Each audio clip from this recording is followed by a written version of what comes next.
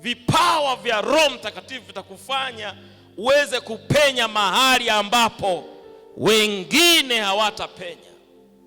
Utaweza kufanya vitu ambavyo kibinadamu haviwezi kufanyika.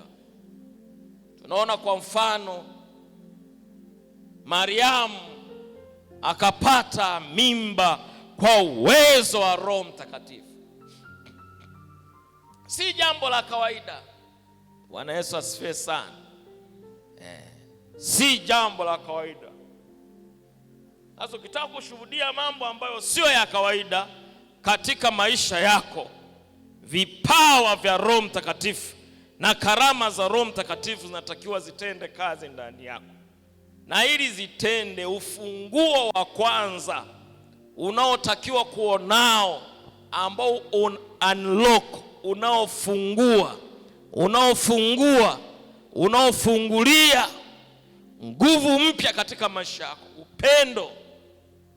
Kaa kwenye upendo, fuata upendo, uwe na upendo wa kumpenda Mungu. Jihimize kumpenda Mungu, usisubiri kuhimizwa.